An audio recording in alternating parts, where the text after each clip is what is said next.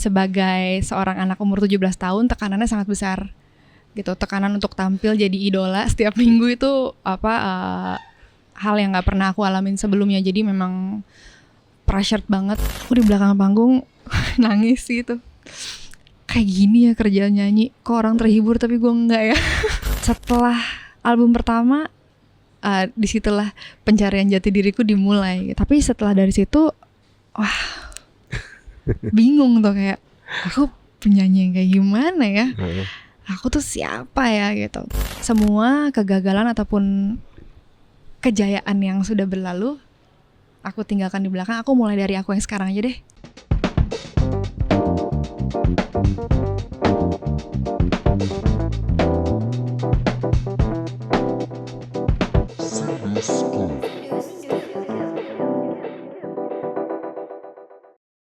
Halo, balik lagi bareng gue Sindu Alpito di program pengarsipan musik Sindu Scoop. Kali ini telah hadir bersama saya Monita Tahalea. Halo. Monita.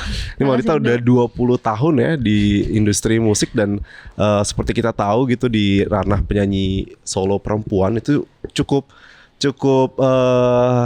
ini ya sengit juga gitu ya dan untuk bisa bertahan begitu lama tuh gak mudah tentu saja dan apalagi untuk konsisten gitu ya dengan karya-karya yang punya standar yang sangat-sangat luar biasa dan pada bulan depan ya akan menggelar konser perayaan album Merona dan sekaligus betul. 2 dekade di industri. Mungkin bisa cerita sedikit gak gimana Monita? Rasanya kalau dibilang perayaan 2 dekade tuh agak gimana gitu. Soalnya aku ngerasanya kayak pas mikir udah 20 tahun ya sejak pertama kali mulai berkarir abis dari kompetisi itu, kayaknya udah lama juga ya. Tapi sebenarnya aku ngerasanya masih panjang gitu. Perjalanan masih banyak lagi yang pengen aku kerjain gitu. Jadi aku lebih pengen ngelihatnya konser Merona kali ini ya sebagai selebrasi aja sih. Karena begitu albumnya rilis, kerinduan terbesar musisi itu kan pengen mempresentasikan kepada penonton sebagaimana yang kita bayangin waktu kita di studio kan. Kadang-kadang kalau kita tampil di beberapa festival atau live performance, kita nggak punya kesempatan yang banyak untuk benar-benar mempresent seperti yang kita garap di dalam album. Sedangkan kalau dalam pertunjukan live, apalagi nih konser sendiri gitu, kita bisa lebih explore dari segi aransemennya, terus format musisinya gitu. Jadi kita bisa explore banyak dan paling nggak kita bisa kasih persembahan yang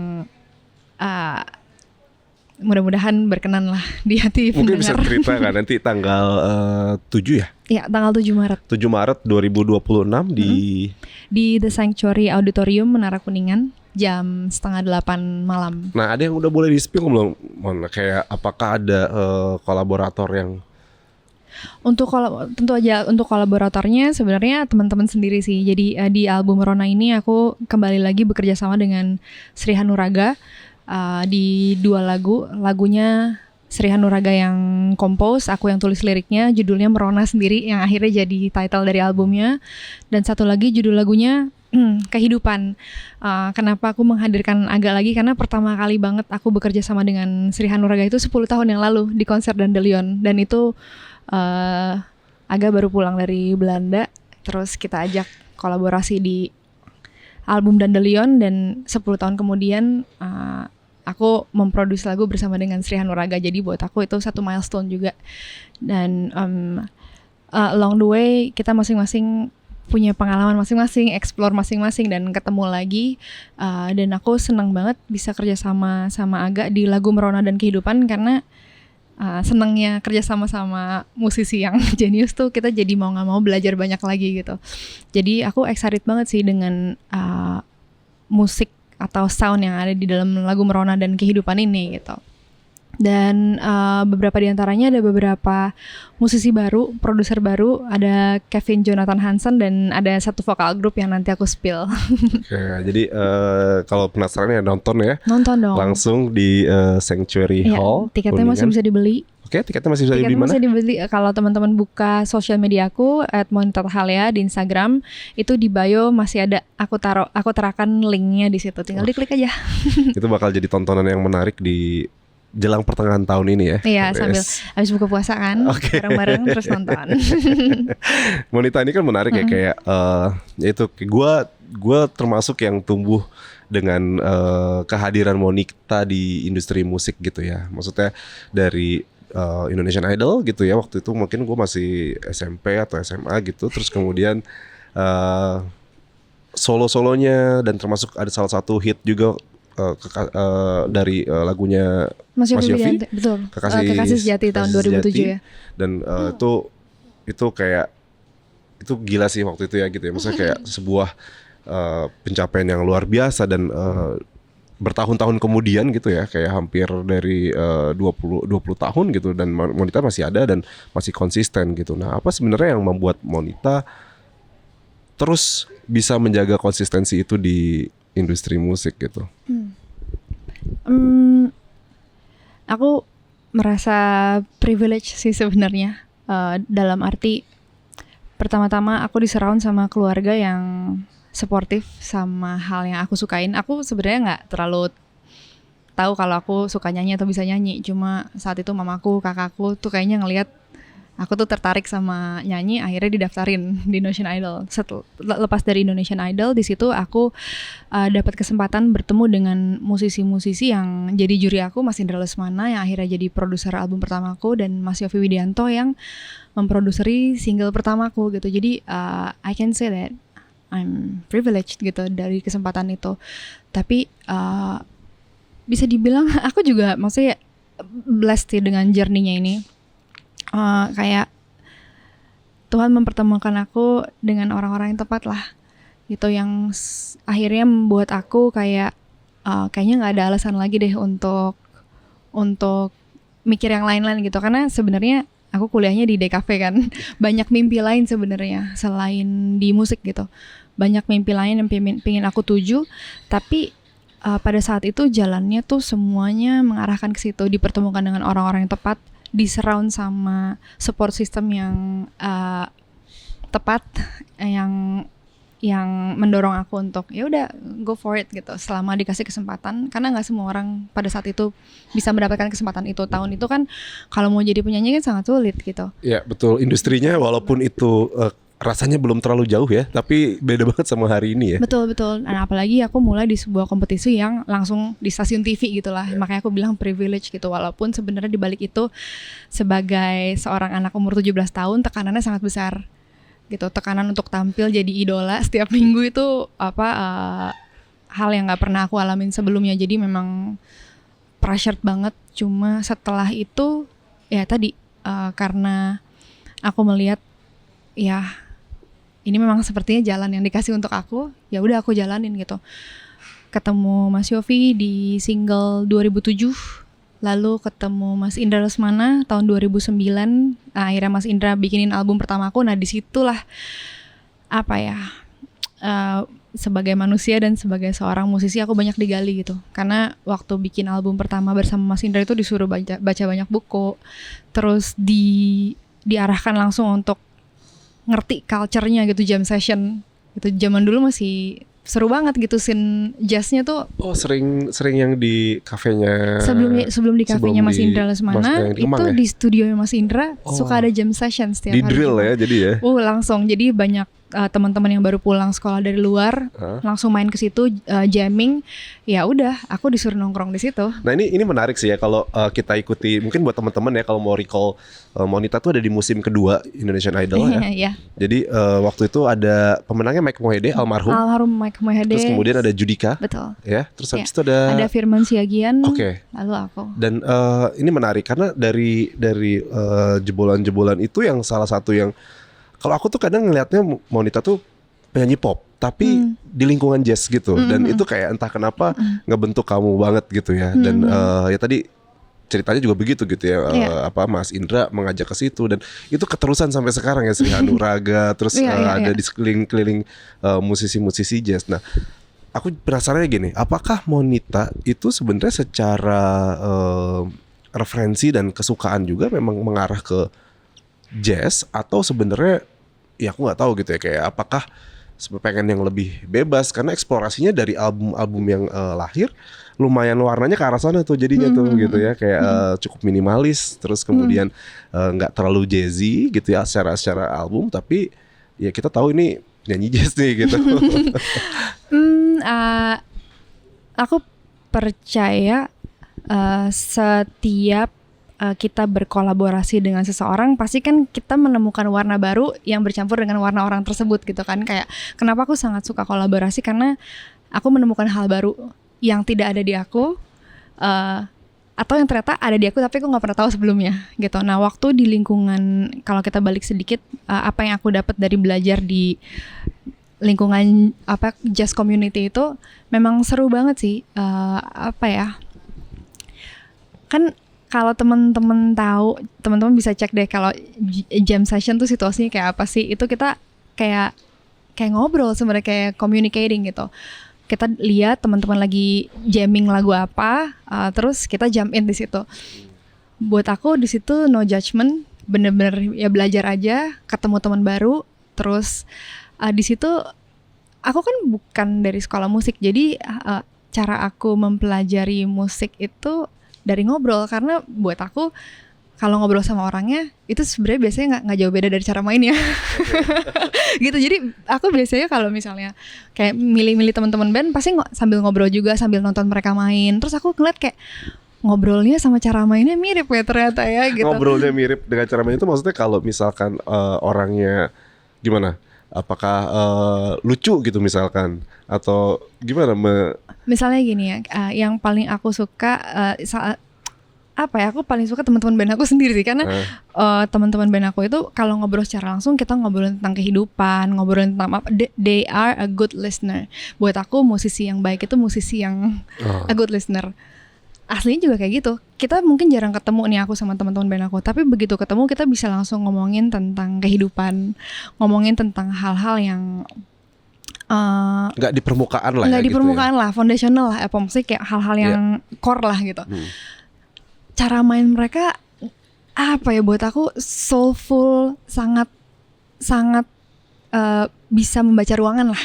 Gitu. Mereka main sama siapa, mereka main sama aku, sama orang lain tuh berbeda karena mereka bisa membaca, bisa menempatkan diri gitu. Ngobrolnya juga kayak gitu gitu. Tapi ini unik sih karena kayak kita tahu gitu ya kayak mungkin Monita salah satu penyanyi yang bisa dibilang mungkin aku nggak tahu ini sebuah komplimen sebenarnya cukup niche lah gitu ya. Dalam arti apakah ini pengaruh juga ke kenyamanan kamu sebenarnya kayak banyak penyanyi yang akhirnya untuk bisa kayak kayaknya mungkin tuntutan industri hari ini aku harus lebih act out di musik-musik yang upbeat misalkan atau pop yang seperti viral sekarang misalkan. Tapi Monita justru semacam punya safe zone di musiknya sendiri gitu. To be honest, aku pernah mencoba sih untuk menjadi lebih seperti itu, kayak mencoba dalam arti bukannya pingin jadi kayak gitu, cuma kayak mungkin aku bisa mengeksplor diri aku yang ini tapi yang pertama aku dikelilingi sama orang-orang yang sangat jujur. Kalau nggak enak, kalau oke, kalau kayaknya bisa dicoba. Jadi kayak itu yang bikin pertama-tama buat aku secure gitu. Teman-teman band aku cukup jujur, kayak nggak gitu loh Mon gitu. Jadi kayak akhirnya aku jadi belajar tentang kapasitas aku gitu loh. Mana yang memang buatku, mana yang bisa aku stretch lebih lagi, mana yang memang that's not my part gitu loh. Akhirnya aku balik lagi ke apa yang aku punya. Begitu main sama teman-teman band aku, yang kita pikirin tuh udah sesuatu yang harmoni aja gitu. Kita nggak lagi mikir kayak nonjolin apa. Aku nggak tahu kenapa begitu main sama teman. Aku kan main sama teman-teman band aku udah bisa dibilang dari tahun 2012. Udah main bareng-bareng sampai sekarang. Ya? Jadi jarang ketemu, cuma begitu bunyi tuh langsung harmonious gitu loh. Di situ aku tahu kayak masing-masing tuh pendengar yang baik gitu. Jadi kayak kita punya satu zona yang nggak bisa diganggu siapa-siapa dan kita tahu emang kayak gini nih bunyi kita gitu. Kalau mau keluar jauh-jauh udah tahu gitu loh range-nya sampai mana gitu. Jadi gitu sih sebenarnya kayak karena kalau aku ngelihat ke diri aku sendiri, aku tuh terdiri dari banyak referensi gitu loh. Oke. I like to keep myself open. Apa yang bisa kamu bagikan ke penonton gitu ya? Maksudnya apa referensi-referensi apa, sejauh mana Monita mengeksplorasi referensi-referensi musiknya gitu? Apa ya? Paling banyak memang waktu aku diproduseri bareng Mas Indra Lesmana kan ya, aku disuruh belajar tentang musik sampai ke akar-akarnya gitu. Musik tuh apa, jazz tuh apa, blues tuh apa, terus gitu. Tadi culture jam session itu apa ya, bikin aku jadi nggak membatasi diri. Justru nggak bikin aku jadi kayak gue udah jazz banget nih, nggak kayak gitu. Justru bikin aku makin penasaran. Pertama-tama aku penasaran sama personnya dulu gitu, apa yang dia suka. Abis ngobrol aku bisa pulang dengerin apa yang dia dengerin gitu loh. Jadi aku tertarik sama cerita hidup orang gitu. Kayak misalnya nih sama teman-teman band aku, Sri Hanuraga lah yang aku bekerja sama bareng, atau Indra Perkasa, produserku di album Rona. Itu kita suka bertukar referensi. Misalnya mereka lagi garap apa, mereka lagi dengerin apa, aku pulang tuh bisa langsung dengerin apa sih yang mereka dapetin dari lagu ini. Tapi aku juga berbagi referensi aku, kadang-kadang dari film, kadang-kadang musik klasik. Even kalau aku habis nonton film-film klasik gitu, apa kayak film-filmnya Jane Austen gitu-gitu, aku suka cari musisinya siapa sih, musisi klasik. Itu kayak menginspire aku sama hal-hal yang baru lagi gitu. Keseharian apa? Kayak apakah apa yang emang sehari-hari seneng terus kayak bisa dengerin itu terus gitu, apa?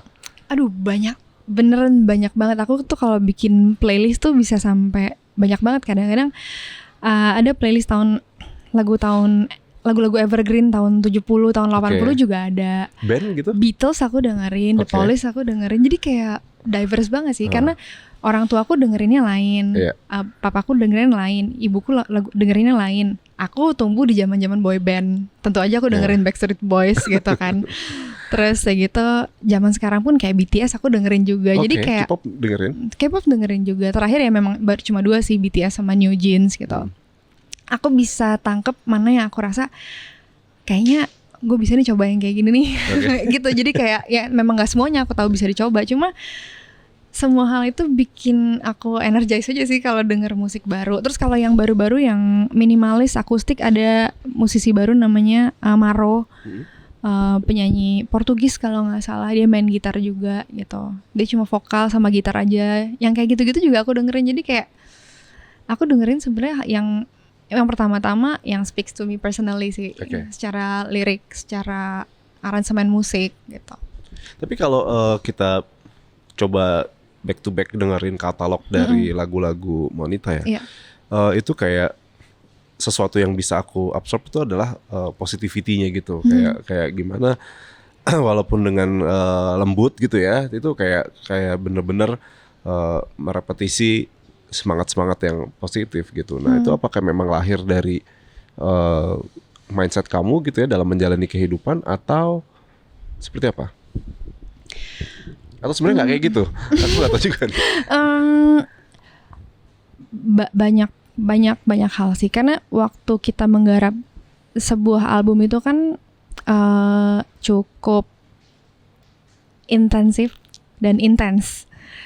1 tahun, 1 sampai 1,5 tahun tuh kita kontekan terus sama produser kita, dan itu adalah buah dari apa yang kita alami 2-3 tahun sebelumnya. Karena aku agak sulit menulis sesuatu yang belum selesai.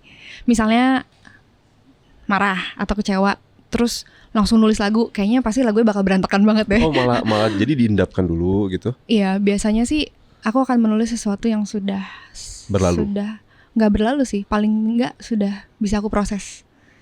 Gitu, sehingga ya yang keluar begitu adanya. Karena rasanya kalau ngeluarin sesuatu yang emosional itu bagus, tapi ketika aku harus menyampaikan itu ke halayak luas, kayak apakah aku bisa mempertanggungjawabkannya? Gitu, kayak itu sih yang ada di pikiran aku. Kalau cuma aku dan kata-kataku di dalam studio nggak masalah, tapi begitu itu dilepaskan, itu akan didengar banyak orang di tengah kesendirian mereka di rumah. Apakah lagu tersebut membuat mereka jadi lebih tenang, atau lebih terwakilkan, atau malah bikin mereka jadi desperate, nggak punya, aduh gila gelap banget lagunya gitu. Kayak aku kayaknya nggak mau sampai ke situ gitu, karena merasa bertanggung jawab sama karya itu ya ketika itu keluar ya. Merasa bertanggung jawab sama apa yang aku ucapin sih sebenarnya. Gitu. Karena ya aku merefleksikan balik ke dalam diriku sendiri gitu. Banyak lagu-lagu yang membuat aku jadi merasa ditemani, jadi lebih semangat, dan itu yang menginspire aku untuk kayaknya aku pengen deh bikin musik yang bisa nemenin orang kayak gini gitu. Ada lagu-lagu yang bikin aku, atau buku deh gitu. Aku kalau baca buku, ada buku yang akan aku tutup dan aku nggak buka lagi karena bisa seminggu gelap banget, dan kayak tahu kan kayak baca buku dan bikin kita sampai kayak nggak bisa move on, nggak punya pengharapan. Kayaknya aku nggak mau kayak gitu. Walaupun di beberapa album terakhir aku akhirnya belajar untuk jujur gitu. Kalau memang ternyata belum sanggup ya nggak apa-apa sih sebenarnya. Misalnya belum sanggup memaafkan, belum sanggup mengatasi rasa kecewa itu, ya nggak apa-apa. Tapi aku rasa tetap harus diproses dulu gitu. Karena ada hal yang bisa kita bagikan, ada hal yang hanya untuk sebenarnya kita simpan sendiri gitu. Jadi ada materi untuk jurnal pribadi, ada materi yang memang bisa kita bagikan ke orang banyak. Itu sih kayaknya. Bagaimana kamu tahu mana materi yang memang itu akan lahir dalam karya atau untuk kamu sendiri gitu? Apakah memang akhirnya kembali ke teman-teman band itu, atau mungkin dengan diskusi dengan suami atau? Kalau lagu-lagu yang aku tahu kayaknya ini harus rilis itu biasanya memang dari perenungan pribadi sih. Setelah dari perenungan pribadi, begitu sampai di studio, produserku biasanya akan kayak see through beberapa lirik. Ini apa nih maksudnya? Nih yakin begini gitu. Jadi memang ada asahan dari, ada point of view dari produser juga gitu. Karena apa ya, buat aku itu sangat baik. Jadi kita nggak cuma ngelihat diri kita sendiri gitu. Karena nggak bisa kelihatan blind spotnya kan. Kalau ada orang yang ngomongin itu, kita jadi oh iya ya, kok aku nggak lihat nih bagian itu, oh iya ya gitu. Jadi kita bisa edit lagi gitu sih. Nah dalam 20 tahun gitu ya Monita ya, kayak berat nggak sih ketika misalkan kamu lahir begitu ya, langsung besar gitu di televisi, terus kemudian kamu punya hit, and then kamu justru kan kebalik gitu ya. Kalau orang perjalanannya biasanya musisi tuh kayak dari kejujuran ke diri sendiri dulu gitu ya.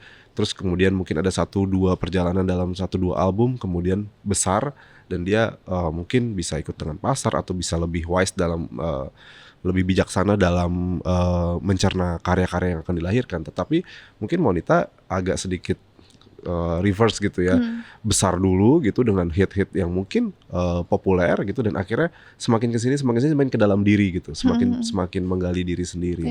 Dari proses itu menurut kamu cukup berat ya ketika ada transisi dari tadi menyandang status idola gitu ya, sampai sekarang mungkin orang juga udah ya udah Monita aja gitu, melepas embel-embel apa yang terjadi 20 tahun yang lalu gitu.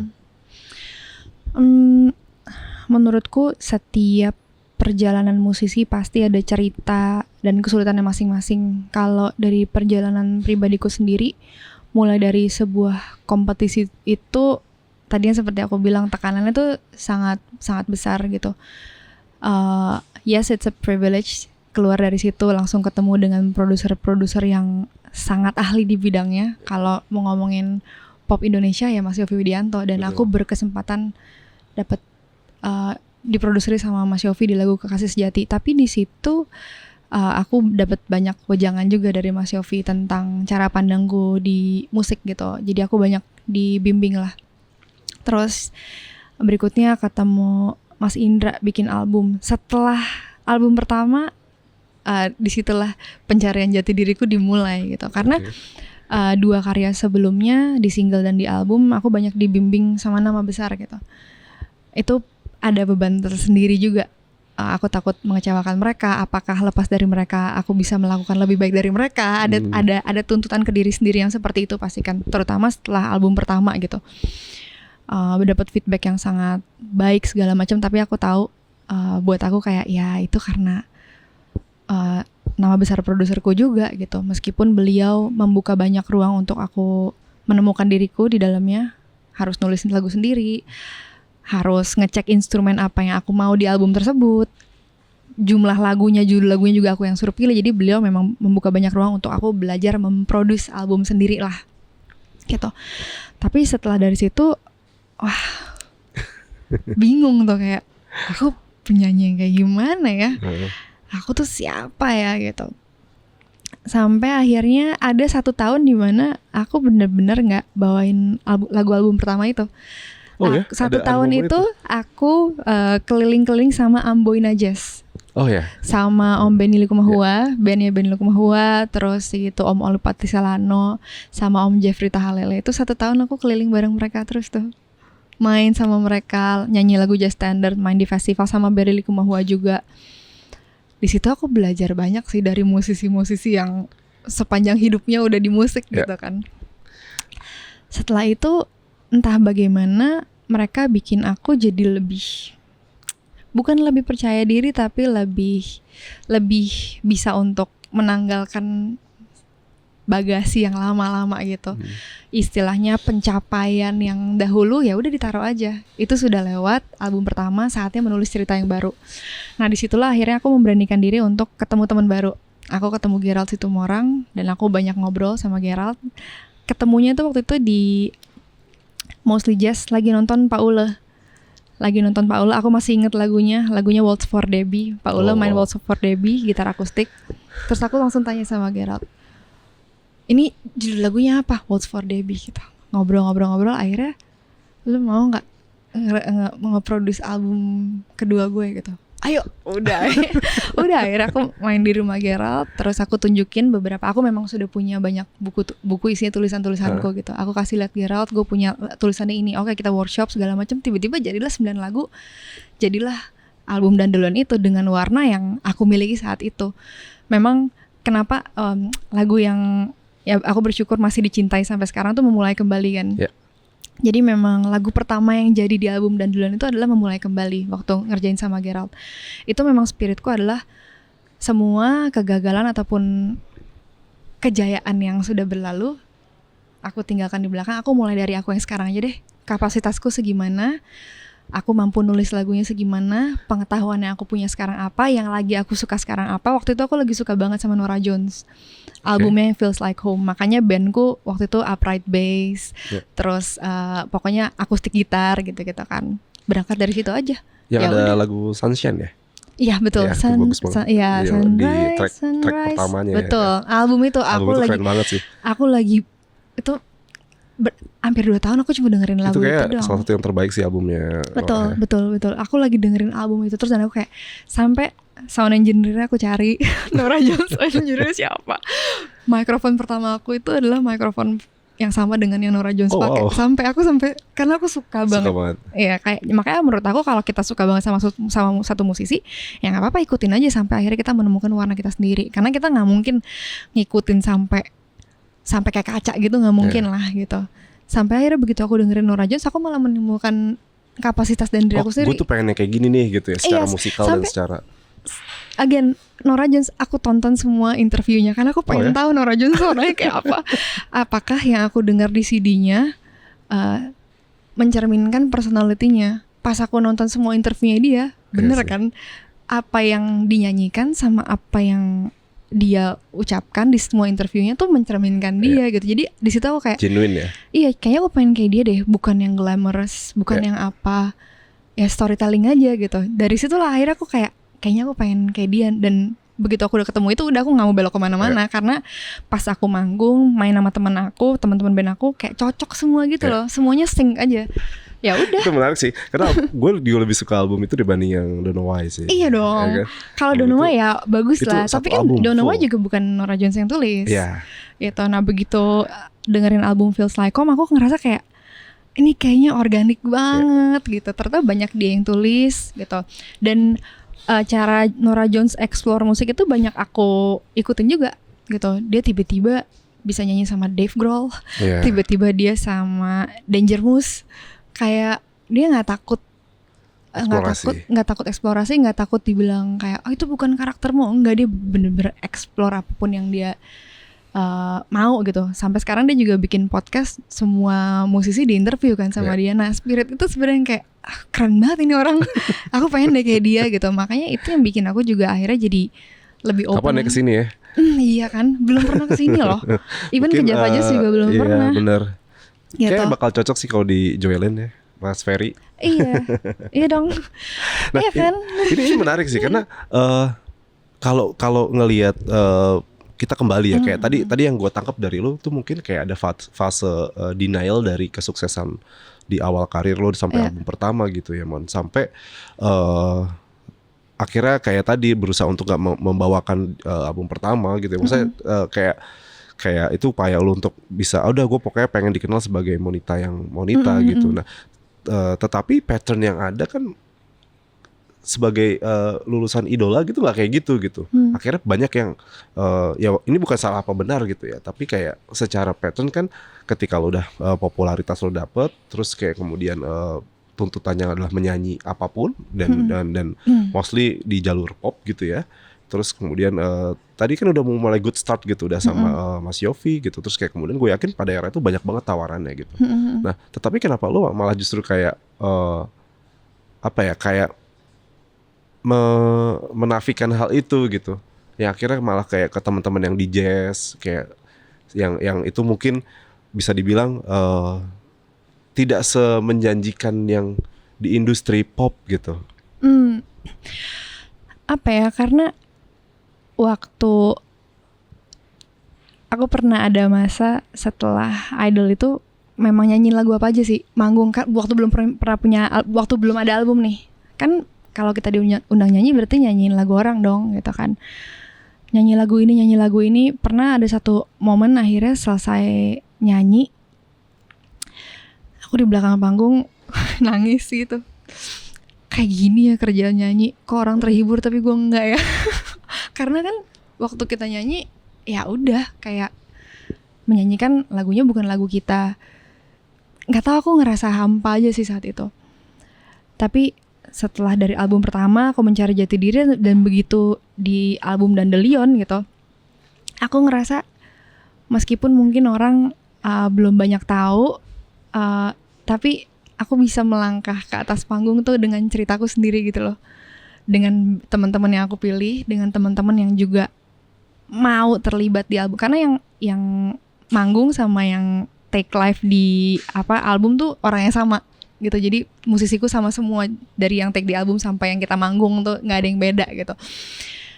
Aku ngerasa lebih bisa, kayaknya harusnya kayak gini deh, jadi musisi itu kita ada sesuatu yang memang kita bawain, ada pesan yang kita ceritain, ada cerita hidup yang kita bawain, dan itu milik aku gitu. Jadi kayak bisa lebih truthful aja begitu di panggung ketika kita mungkin itu kali ya, ketika kita bawain cerita kita sendiri, kita pasti akan lebih bisa honest, lebih bisa terbuka. Tapi dari situ aku juga jadi belajar untuk membawakan lagu lain seperti itu laguku sendiri gitu. Jadi memang ada prosesnya ya, waktu di Idol kita bawain lagu orang lain, tapi kan dinilai bukan cuma sama juri doang, sama satu Indonesia. Itu udah itu belum era sosmed ya. Kalau belum era sosmed, masih era milis gitu. Sampai kita tuh nggak boleh buka milis karena sama sebenarnya kayak netizen zaman sekarang, serem-serem juga komentarnya gitu. Cuma setelah aku bisa menghidupi ceritaku sendiri, aku bisa ngelihat lagu lain tuh dari angle yang berbeda ya kan. Kayak begitu kita udah pernah ngalamin, baru kita bisa ngerti kan. Aku nyanyi lagu Over the Rainbow 10 tahun yang lalu sama sekarang pasti beda. 10 tahun lalu aku gak ngerti, aku cuma tahu itu lagunya bagus, kata-katanya bagus.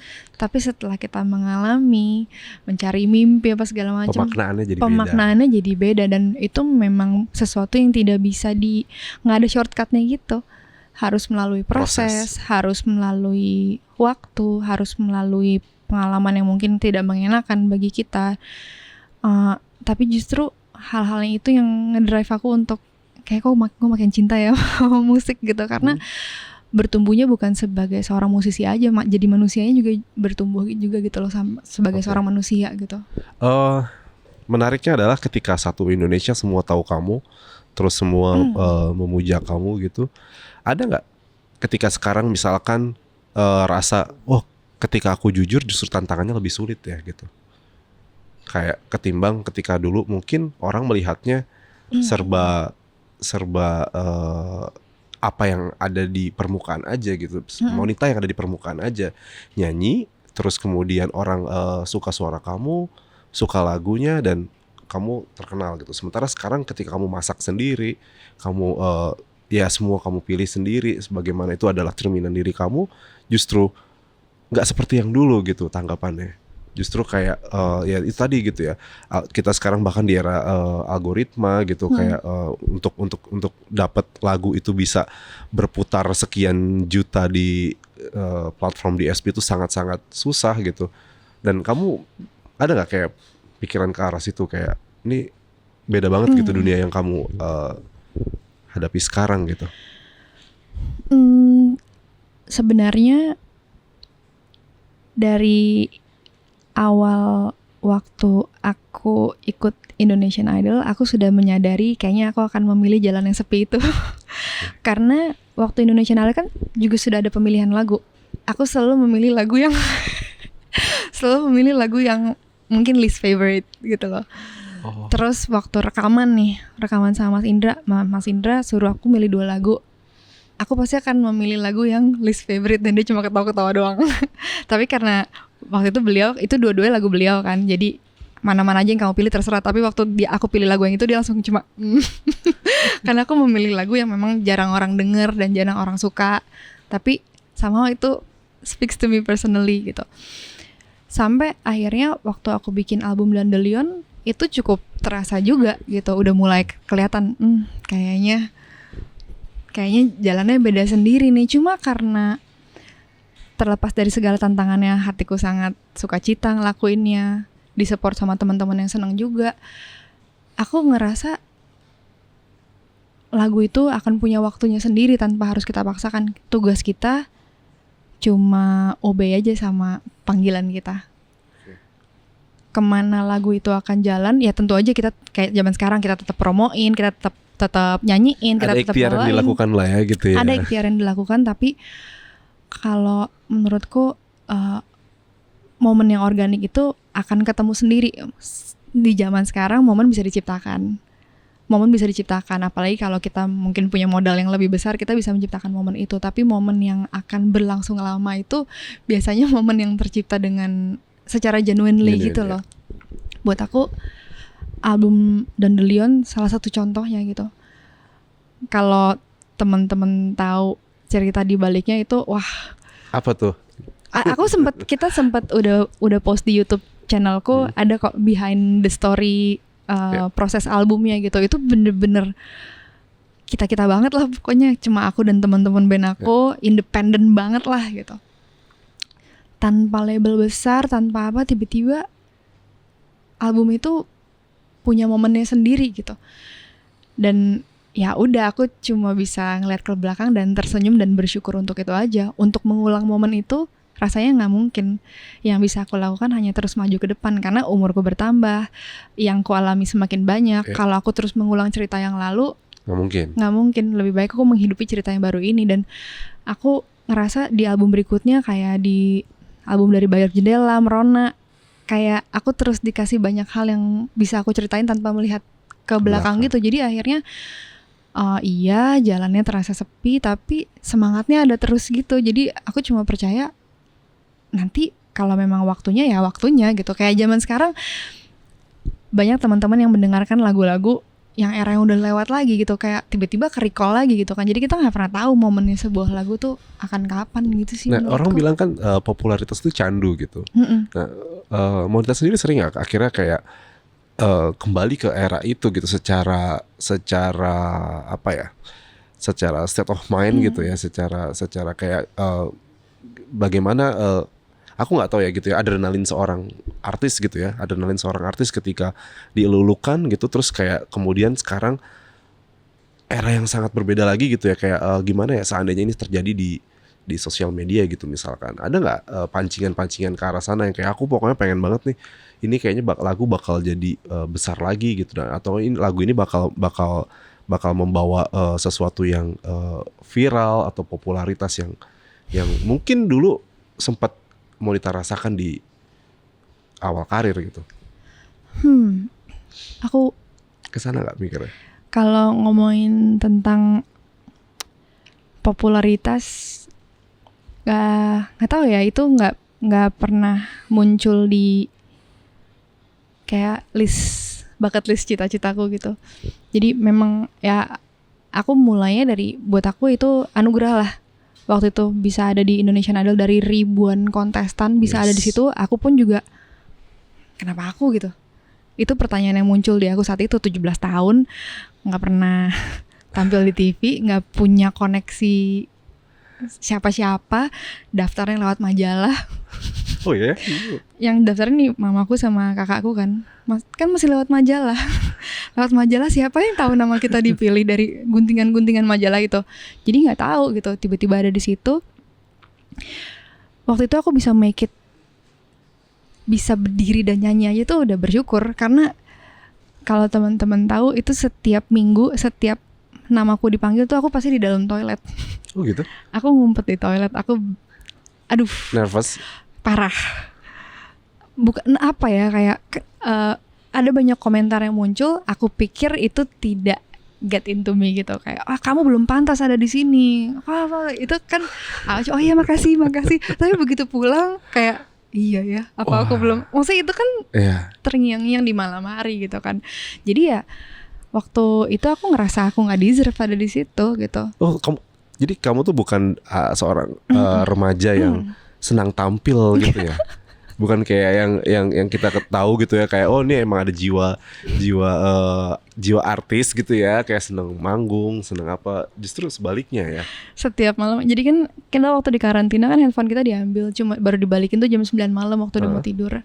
Itu setiap jam 9 malam aku cuma SMS mamaku aja, boleh nggak minggu depan pulang, karena aku miss prom night sekolah loh. Kan waktu itu udah kelas 3 SMA kan.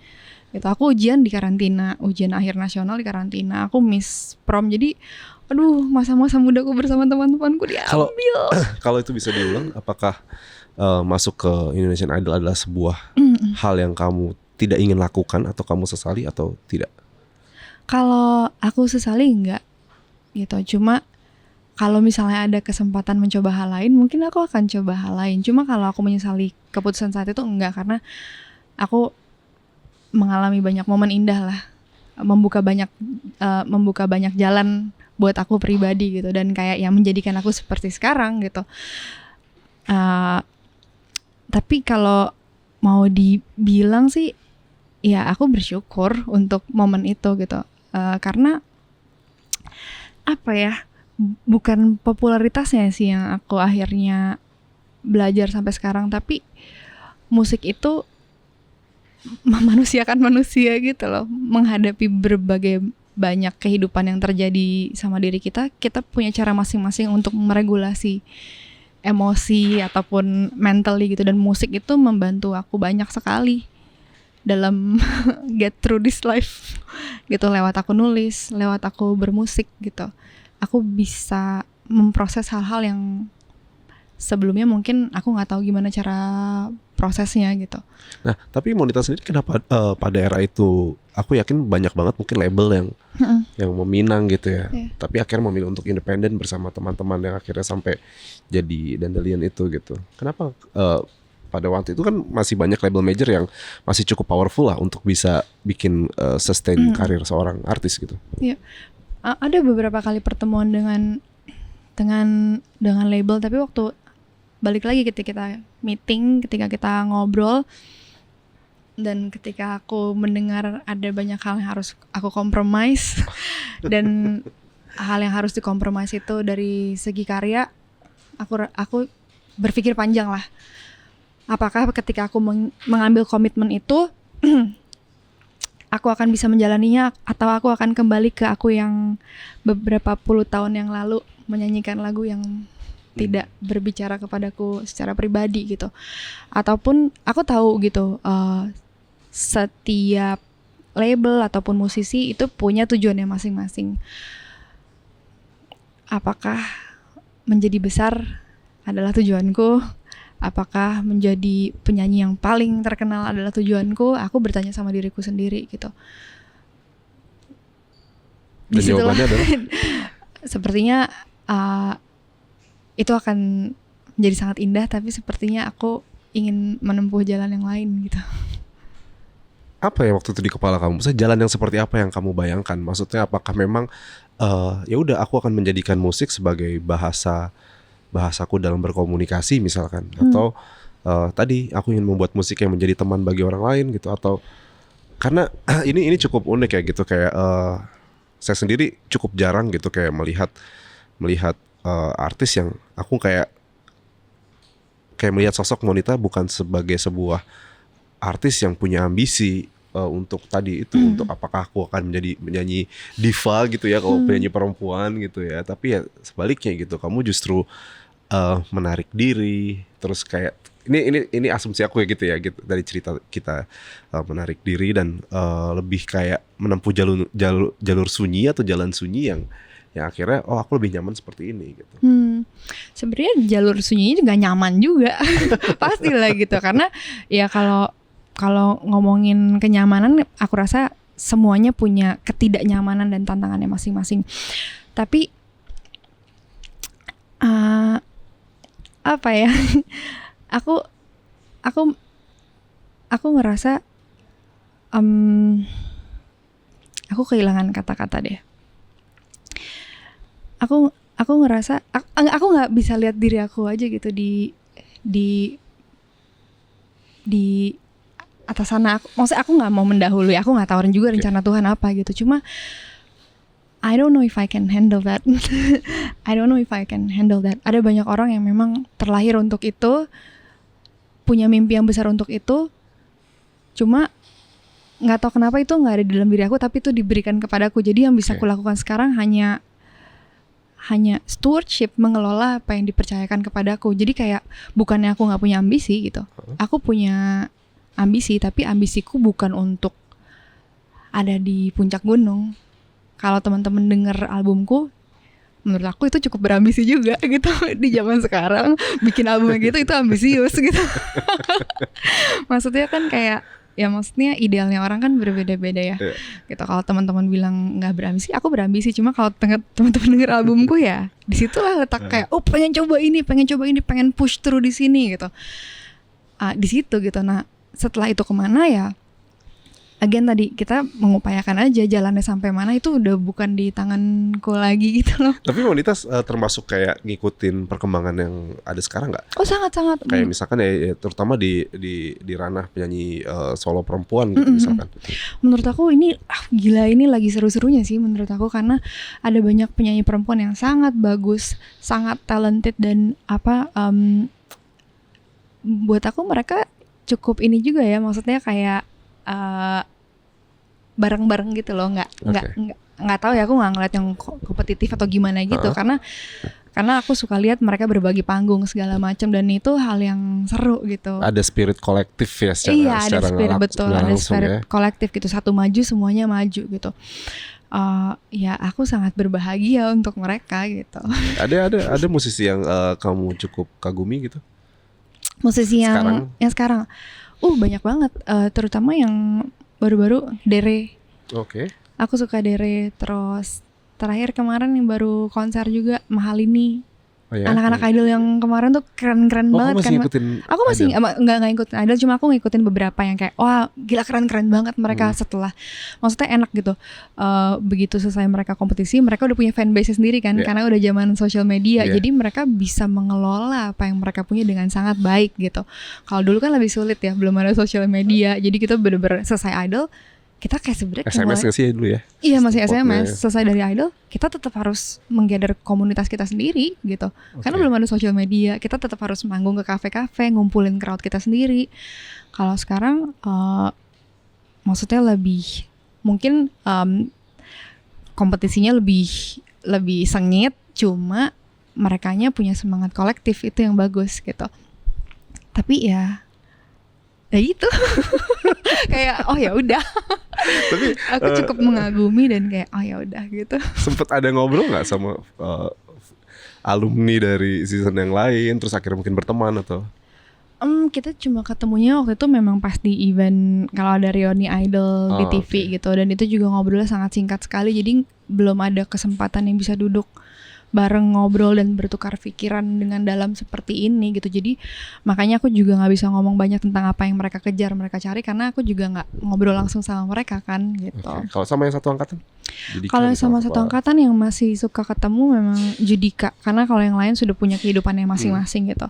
Judika sempat beberapa kali ketemu, cuma yang ngobrolan singkat aja, dia cuma semangatin aku, ayo aku denger lagu kamu yang kemarin, ayo terus lanjutin gini yang kayak gitu. Tapi itu udah terjadi dari dulu sih, dari dulu tuh angkatan aku memang seperti itu semangatnya gitu. Itu satu hal yang nggak bisa gue bayangkan gitu ya, kayak seorang Monita yang tadi yang begitu mungkin dari settingannya udah zen dari dalam gitu ya, terus kayak tiba-tiba harus berkompetisi gitu ya. Kayak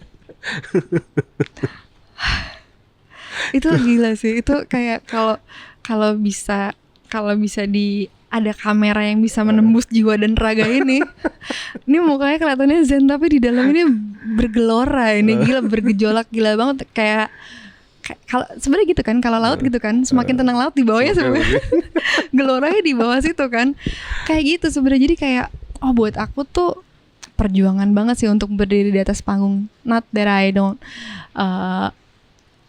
aku nggak grateful untuk itu, cuma apa ya, menurut aku sinar panggung itu punya sesuatu yang kayak bisa, kalau kita kehilangan fokus, membuat kita jadi kehilangan diri kita sendiri. Dan aku nggak mau itu gitu. Di kepala kamu dulu ketika momen-momen itu datang, misalkan di atas panggung, disorot lampu di hadapan ribuan orang, yang kamu pikirin apa? Apa ya, kalau sekarang sih aku udah lebih tenang karena aku tahu aku bawain ceritaku sendiri. Itu yang sangat membantu aku. Aku tahu aku berdiri di sini untuk menyampaikan sesuatu. Oke. Itu yang bikin aku berani. Kalau dulu tuh kayak apa, mikir nyokap gitu atau mikirnya? Iya, aku cuma lihat kan waktu dulu kan kelihatan kan bangku keluarga. Aku cuma lihat mereka aja. Cuma ngeliat mereka nyanyi, kayak take it one step at a time. Kayak udah, ayo jalanin hari ini gitu. Itu kalau teman-teman, boleh nggak sih aku cerita kayak gini? Kalau teman-teman tahu, aku tuh ada di satu angkatan yang nggak suka berkompetisi. Makanya kita waktu itu dibakar untuk berkompetisi. Karena kita tuh di angkatan aku waktu itu semuanya kayak, udahlah kamu aja juara satunya. Kebetulan orang-orangnya kayak gitu ya. Enggak, kamu pasti yang juara satu. Kamu, aku yakin kamu. Tapi bukan karena tahu kan kayak bagusan gambar kamu, bukannya kayak gitu. Bener-bener genuinely secara kayak tulus kayak gitu. Enggak. Jadi waktu tinggal berempat nih. Waktu tinggal aku, Mike, Judika sama Firman, kita berempat. Yang lain kan udah pulang kan. Minggu ini aku yang pulang. Enggak, aku yang So aku bilang, enggak, kamu juara satunya Mike. Enggak, aku udah mau pulang Monci gitu kan. Semuanya kayak gitu. Biasanya membakar semangat kita Judika. Kalian ini berapa ribu orang mau ada di posisi kalian, udah sampai sini kalian malah mau pulang. Itu Judika tuh dari dulu tuh semangatnya gitu. Nggak boleh kayak gitu, udah nyanyi aja. Pulang, siapa yang pulang duluan itu terserah orang katanya gitu kan. Jangan kayak gini. Akhirnya kita ya udah. Itu satu angkatan tuh berempat tuh kayak gitu semua. Tapi gitu. apakah itu tadi kayak keputusan kamu pas membawakan audisi itu, membawakan lagu Mojako itu cerminan kamu yang sebenarnya juga clueless dan effortless dalam mengikuti audisi gitu ya? Bisa dibilang sih kayak gitu ya. Gitu. Teman-teman pada bilang, pada inget banget. Aku aja nggak tahu kenapa mereka inget Mojako. Aku pikir tuh waktu aku nyanyiin lagu Mojako, aku akan masuk ke kategori yang lucu-lucuan itu loh. Apa sih? Kan ada kan waktu Idol ada yang kategori yang lucu-lucuan kan.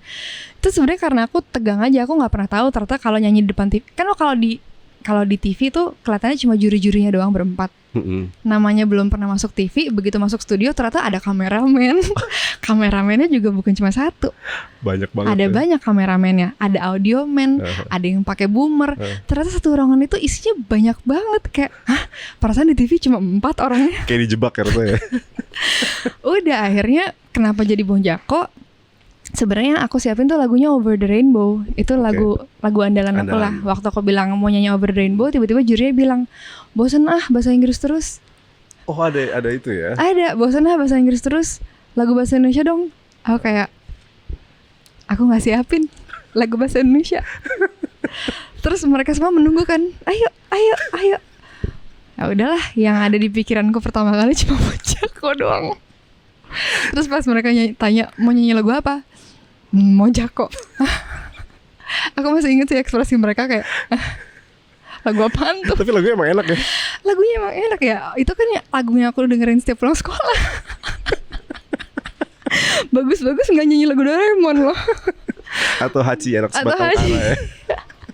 Jadi waktu aku bilang Mojako, aku juga kayak Mojako. Dalam hati aku kayak, aduh, kenapa lagu itu ya? Oh ya udahlah gitu. Nggak taunya mereka bilang, oke silakan nyanyi. Oh boleh nih. Ya udah aku nyanyi aja. Selesai nyanyi aku udah mikir, kayaknya aku bakal masuk yang lucu-lucuan ya. Udahlah nggak ada harapan lah gitu. Terus pas aku keluar, mamaku udah nungguin, gimana tadi nyanyi lagu apa? Aku udah kayak Terus pas jawab gitu.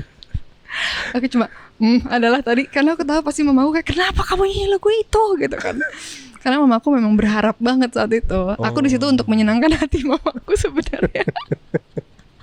Nah, ini berarti kalau kita maju ke sekarang gitu ya, kayak tantangannya pasti akan lebih triple dan quadruple buat kamu ketika tuntutan musisi sekarang atau penyanyi sekarang itu untuk lebih tadi act out atau ekspresif di sosial media gitu. Kayak kamu untuk di atas panggung aja malu gitu. Misalnya kalau kita berkaca ke sebelumnya ya. Nah sekarang kita kayak tuntutannya bikin konten, terus kemudian ya tau lah di TikTok seperti apa gitu. Justru aku senang ya, maksudnya yang harus dikalahkan itu kan sebenarnya kemalasan atau kejadulan mindset kita ya. Yang harus kalahkan sebenarnya kejadulan mindset yang nggak bisa nanti kalau nggak kita kayak produk HP yang satu itu yang yang ketinggalan era gitu kalau kita nggak mau mengikuti perkembangan zaman gitu. Akhirnya aku belajar juga tentang creating konten ini gitu. Dan aku rasa banyak hal yang bisa dieksplor dan justru ada banyak style yang bisa aku tawarkan. Kayak sekarang konten tulisan juga orang bisa ada kok peminatnya. Atau mungkin ASMR aja ada peminatnya. Jadi sebenarnya kita bisa explore dari situ. Akhirnya aku mencari hal-hal yang memang paling dekat dengan diri aku. Misalnya dari berbagi tulisan, atau aku senang fotografi, atau aku punya basic design. Jadi banyak hal kok yang bisa kita tawarkan dengan cara-cara kreatif. Cara aku mempresentasikan diri aku di sebuah konten tuh bisa dengan cara yang kayak gini gitu. Akhirnya ya itu yang harus dikalahkan cuma rasa malas, karena caranya bagaimana sebenarnya banyak cara untuk bisa dieksplor. Kamu punya background itu ya. Iya, bisa dan gambar berarti ya wanita ya? Sebenarnya udah nggak terlalu gambar, sekarang ada yang bisa disuruh-suruh. Tolong gambarin dong. Tapi maksudnya mengerti tentang sebuah konsep. Karena kalau dalam desain itu kan yang penting konsep kan, dan dalam sebuah konten juga yang penting konsepnya kan. Konsepnya apa, lalu cara berceritanya bagaimana, itu bisa kita explore. Sebenarnya bikin kita makin kreatif sih gitu. Dan zaman sekarang ini membuka banyak kesempatan untuk distribusi musik kita lebih luas lagi kalau kita bisa mengeksplor cara-cara yang oke gitu. Jadi sebenarnya nggak harus menjadi musuh, memang harus mengikuti aja perkembangan yang ada gitu. Tapi ya again, nggak harus tiba-tiba jadi suka bikin gimmick yang gimana-gimana gitu, nggak mesti kayak gitu juga kalau memang nggak harus bikin konten prank gitu ya tiba-tiba ya. Karena sebenarnya menurutku pendengarku sendiri yang sudah aku punya itu mereka juga cukup bisa menilai. Kalau aku melakukan sesuatu yang di luar kebiasaanku, mereka akan DM loh. Kak ngapain? Beneran. Makanya aku seneng. Maksudnya pendengar musikku bertumbuh bersama dengan aku. Itu kenapa aku bilang kita sebagai musisi juga bertanggung jawab. Karena kita gak cuma jualan lagu, kita tuh mengedukasi pendengar kita juga gitu. Saat kita mengajak mereka bertumbuh bersama dengan kita, mereka akan jadi pendengar-pendengar yang kritis juga. Ketika aku melakukan hal-hal di luar kebiasaanku atau hal yang baru, kakak lagi nyoba hal yang baru ya? Itu seru loh. Dinotis ya. Aku waktu di album ketiga, aku bekerja sama dengan satu label yang cukup. Aku kerja sama Rans waktu itu di album ketiga. Tentu aja orang bingung kan, wanita sama Rans gitu. Orang-orang pada DM, Kak mau ngapain? Kak mau kemana? Kak lagi nyoba hal yang baru. Tapi mereka tetap setia. Oke, kita tungguin deh lo mau bikin apa gitu. Nah, eksplorasi apa yang kira-kira akan lahir dari Monita yang paling jauh? Maksudku apakah suatu hari nanti gitu, atau kayak mungkin dalam waktu dekat Monita juga menyiapkan sesuatu yang sangat-sangat berbeda, misalkan dengan entah mungkin jadi musiknya agak elektronik kah, atau rock, atau pernah gak kayak kalau teman-teman dengerin album Rona, aku ngerasa teman-teman pasti akan menemukan bedanya. Journey-nya dari album pertama, kedua, ketiga sampai yang keempat ini. Di sini aku banyak explore elemen elektronik. Aransemen yang agak buat itu base-nya elektronik gitu. Ya? elektronik gitu, dan aku mencoba, makanya aku bilang aku sebenarnya cukup ambisius di album ini gitu. Aku bener-bener kayak gue pengen coba nih kayak gini Dan tuh. itu emang waktu aransemen juga Monita terlibat jauh juga Iya, aku untuk punya satu masukin. referensi, aku kasih ke Aga, nggak bikin lagu kayak gini dong buat gue. Gue Oke. pengen coba kayak gini. Oke. Langsung dicoba, terus kita workshop, dan aku suka lagi. Waktu itu aku balik lagi ke zaman-zaman Cyndi Lauper 80s Oke, gitu. 80s. Itu kan sebenarnya analog Ya. analog Synthesizer, era ya. synthesizer gitu kan. Nah, di album Merona ini aku banyak explore di synthesizer itu. Jadi kayak ini sesuatu yang belum pernah aku lakukan sebelumnya gitu. Nyoba mainin juga nggak? Sempet waktu itu kita ada live performance di Gute House, aku coba sempet mainin, tapi di album enggak, aku di album malah main gitar sendiri nih pertama kalinya. Biasanya kan dimainin gitarnya sama orang, sama Gerald dan lain-lain. Ini aku coba ada satu lagu yang akhirnya aku main sendiri gitu, memberanikan diri main sendiri. Jadi sebenarnya di album ini aku ngerasa kayak ini buat aku kayak liberation notes gitu loh. Hal yang tadinya cuma aku dengerin waktu aku remaja, aku cobain di sini. Lagu-lagunya Cyndi Lauper, lagu-lagu tahun 80 synthesizer. Itu aku kayak pengen punya album yang ada sound synthesizer-nya gitu. Ya udah aku cobain di sini. Jadi cukup sudah aku lakukan, dan mungkin kalau yang nanti belum kepikiran lagi nih, karena aku masih fokus sama album yang ini kan. Terus kalau kayak rock gitu, kemarin Desember yang lalu aku bekerja sama dengan Senloko. Oke. Senloko ya, aku tuh hip metal ya. Iya, hip metal. Gitu. Aku tuh udah mengharapkan menjadi cadas di situ, tapi ternyata lagu-lagu ballad gitu. Udah dikasih tetap ballad. Iya, jadi pas kayak dapet tawaran Senloko mau kolaborasi sama Monita, mau banget. Aku udah siap. Oke. Aku akan menjadi cadas di lagu ini. Tapi list collaboration yang kayak aduh kayaknya gue harus sekali seumur hidup dengan sosok Senloko ini terjadilah. Ada nggak yang lain yang mungkin ini beda banget tapi Monita suka banget gitu? Beda banget tapi suka banget. Aduh belum kepikiran lagi, soalnya yang terakhir itu tuh Senloko, karena begitu Senloko langsung yes, let's do it gitu kan. Pas denger lagunya, mana distorsinya, pengen coba gitu kan. Cuma seru juga gitu. Akhirnya aku kemarin Desember yang lalu manggung bareng mereka. Di setlistnya mereka adalah satu lagu kedamaian, lagunya mereka yang kedamaian gitu kan. Walaupun lagunya bagian yang slow-slownya juga, cuma lumayan lah ada di lingkungan itu. Kayak buat aku kayak wah gila, buat aku bucket list nih yang dicentang lagi, bisa nyobain ke hip metal kan mereka kan gitu. Seru sih. Tapi kalau sehari-hari dengerin misalnya di luar kayak rock atau yang musik kenceng lah gitu, musik keras gitu, atau yang nggak terlalu sih.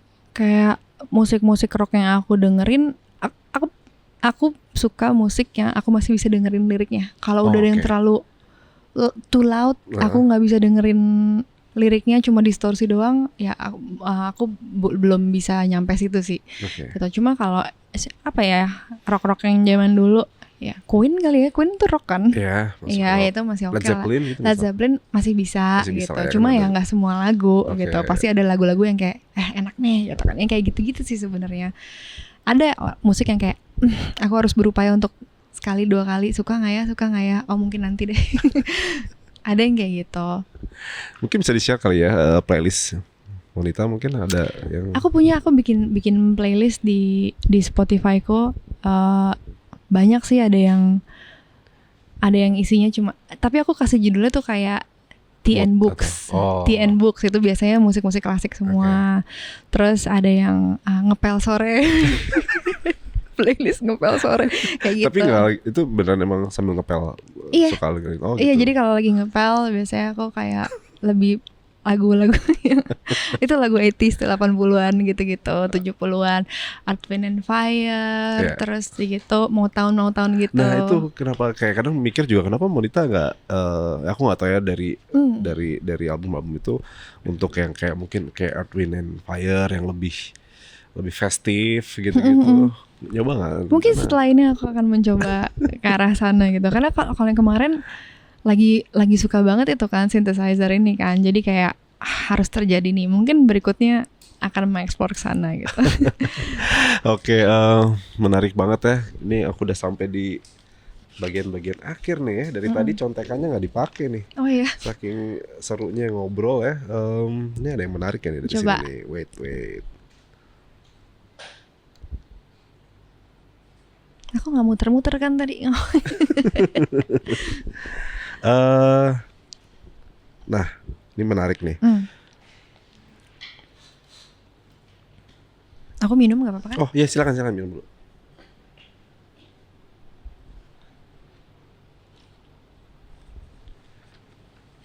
Nah, selama ya silakan. Selama 20 tahun ini bagaimana Monita melihat titik balik dari karirnya itu sendiri gitu, atau titik terendah yang akhirnya jadi momen untuk kamu bisa dibilang kembali ke seorang Monita gitu. Apakah sempat hampir menyerah di industri, mungkin kita nggak tahu cerita di baliknya kan, karena panjang banget 20 tahun, atau kan sempat kuliah lagi ya kalau nggak salah ya? Iya sempat kuliah lagi. Nah, kayak waktu pandemi aku sempat ambil master degree gitu, cuma belum selesai. Oh, sampai sekarang masih statusnya masih soalnya jadi aku ambil S2 psikologi di UI, udah jalan sampai semester 2, terus ada syuting film. Film siapa dia? Ya gitu deh. Kan soalnya belum pernah kan tapi nggak keluar kan? Film nggak keluar, cuma nggak tahu dia masih aktif nggak ya statusnya, mesti dicek dulu deh. Itu kenapa tuh? Apakah memang ada pikiran tuh shifting karir atau? Enggak sih sebenarnya. Sebelum aku ikut audisi nyanyi itu, kan itu aku udah kelas 3 SMA. Aku memang sudah daftar kuliah jurusan psikologi. Bukan DKV? Bukan DKV. DKV waktu itu aduh. Kenapa? Agak ini sih. Jadi waktu selesai Idol, kan Idol tuh 2005, harusnya aku langsung kuliah kan. Cuma karena jadwalnya padat, jadi aku baru kuliah setahun kemudian. Terus tahun 2006 katanya desain komunikasi visual akan menjadi diprediksi gitu ya, diprediksi akan menjanjikan gitu kan, menopang 10 dunia tahun, gitu ya. Iya kan 2006, 10 tahun kemudian DKV memang iya. 2016 desain grafis di mana-mana gitu. Itu 10 tahun kemudian akan menjadi menjanjikan apa karir yang sangat tinggi-tinggi. Aku cuma mikir, mana yang kuliah yang gampang ya? Mana nih kuliah yang bisa sambil nyanyi nih gitu. Tapi ternyata teman-teman, tidak ada sekolah yang gampang. Semua sekolah harus berproses. Lulus karena apa ya, mau nggak mau kalau nggak dipecat jadi anak nanti. Tapi memang punya basic gambar, suka. Dulu waktu SMA nilai seni rupaku lebih bagus daripada seni musik. Oh ya? Iya, seni musikku 4. Oh ya? Wah, tapi habis itu gurunya nonton Idol kan? Nonton. Kalau dia nggak koreksi, kebangetan sih. Sebenarnya karena itu sih, karena harus baca apa not balok segala macam, dan mungkin kayak mungkin metode belajarnya juga kali ya saat itu yang bikin aku kayak ya kurang tertarik lah gitu. Jadi aduh, gue nggak kebayang sih lagi jadi gurunya ya, kayak kamu tahu Monita itu saya kasih nilai 4 gitu ya. Enggak, tapi kan waktu itu kan pelajaran seni musik kan kita main suling. Iya sih, teknis banget kan. Teknis banget. Iya. Memang kalau secara teknis Iya. Maksudnya aku pun dia nggak salah juga gitu. Nggak salah juga, memang itu dia memberikan yang memang seharusnya. Kalau dia ngasih aku 9, salah dia. Aku secara teknis memang nggak bagus saat itu. Gitu, masih nggak ngerti apa-apa lah gitu. Udah akhirnya aku ambil DKV karena aku pikir itu gampang. Ternyata begadang terus. Nah, tapi karena kuliahnya menyenangkan, teman-teman kelasnya menyenangkan, ya udah akhirnya lulus gitu. Dan ternyata setelah aku bikin album sangat terpakai. Jadi ngedesain album udah desain sendiri aja. Oh, sekarang sampai sekarang masih? Termasuk kayak kemarin pas liat Merona juga kayaknya nih agak retro gimana gitu. Kalau Merona itu ada ilustratornya, temanku namanya Spencer. Tapi memang bertukar pikirnya, aku udah tahu konsepnya mau kayak gini nih gitu. Musiknya akan seperti ini. Aku kasih lagu-lagu lo dengerin dulu, tapi gue kebayangnya kayak gini-gini. Palet warnanya aku udah palet warnanya maunya gini. Nah, tinggal kreasinya terserah ilustratornya kayak gitu. Jadi itu sangat membantu dalam aku mengkonsep sebuah album gitu kan. Isinya bagaimana, packagingnya kayak gimana, tampilannya kayak gimana, itu kan sebenarnya satu cerita kan. Dan ternyata kepake juga kuliahnya. Terus yang psikologi? Nah, yang psikologi waktu pandemi memang kan semuanya ya bisa dibilang berhenti kan. Tapi nggak baca ramalan ini kan? Enggak, udah nggak lagi. Karir yang akan booming di. Enggak, waktu booming loh akhirnya. Apa? Konselor Iya, gitu kan. makanya tuh gimana? Padahal memang waktu pandemi aku ngerasa banyak waktu nih.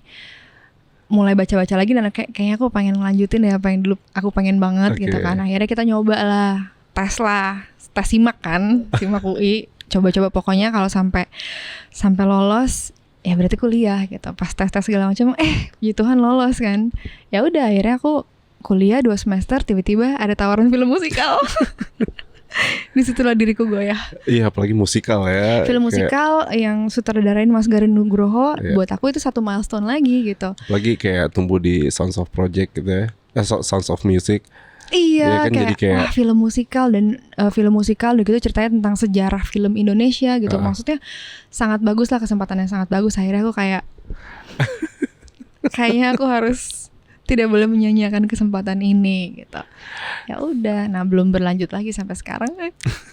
Ya ini pertanyaan terakhir. Jadi Monita kan salah satu dari penyanyi yang mungkin mewakili generasi hari ini dan cukup dekat dengan legenda-legenda hidup yang ada ya. Dan walaupun juga beberapa juga sudah almarhum kayak Om Benny Likumahua gitu ya, tadi sempat cerita jalan bareng gitu. Terus kemudian Om Ule gitu, Mas Indra, dan yang ingin aku tanyakan adalah apa nilai-nilai yang Monita ambil gitu atau Monita resapi dari perjalanan bersama para legenda musik Indonesia itu? Kalau harus mendefinisikan ulang, kayaknya aku harus butuh waktu untuk mendefinisikan itu. Tapi kalau apa yang aku pelajari selama aku ketemu mereka, berjalan sama mereka dan bermusik sama mereka, yang bikin aku sampai sekarang masih bisa punya pandangan yang firm tentang jalan yang kupilih itu sebagian besar ada di jalan yang mereka pilih juga, dedikasi mereka di musik gitu. Aku yakin mereka juga pernah punya momen-momen di mana mereka berjaya, mereka punya golden eranya mereka. Tapi mereka nggak berhenti sampai di situ gitu. Setelah mereka udah melewati golden era mereka pakai waktu mereka untuk membagikan musik mereka lagi. Mereka ngajar, mereka main sama musisi-musisi muda kayak aku, dan mereka membagikan hidupnya mereka sih. Aku pertama kali ketemu Om Ule itu di studio rekaman album pertama. Yang main gitar di albumku itu Om Ule di 2 lagu, God Bless the Child sama Over the Rainbow. Duduk sama beliau sebelum rekaman dan dengerin beliau main, aku ngerasa dia kayak lagi menceritakan seluruh perjalanan hidupnya gitu loh, lewat petikan gitarnya. Dan aku rasa itu yang gak bisa ditukar dengan apapun sih. Makanya aku gak lagi fokus sama the lights and the fame gitu. Aku cuma fokus sama apa yang aku dengar saat itu. Di usia itu masih ada legacy yang bisa dia bagikan lewat musiknya dia gitu loh. Dia masih bisa berbagi hidupnya lewat permainan gitarnya. Kayaknya it stays with me sampai sekarang gitu. Yang aku dengar itu akhirnya aku bawa ketika aku bermusik pun. Kayaknya aku pengen se-intimate itu ketika aku di panggung. Aku pengen sedekat itu ke hati orang, sampai yang mereka dengar itu bukan cuma berhenti sampai di telinga, tapi sampai ke hati mereka. Setelah itu jadi apa, mereka kelola jadi semangat ataukah jadi harapan, ya itu bagiannya mereka gitu.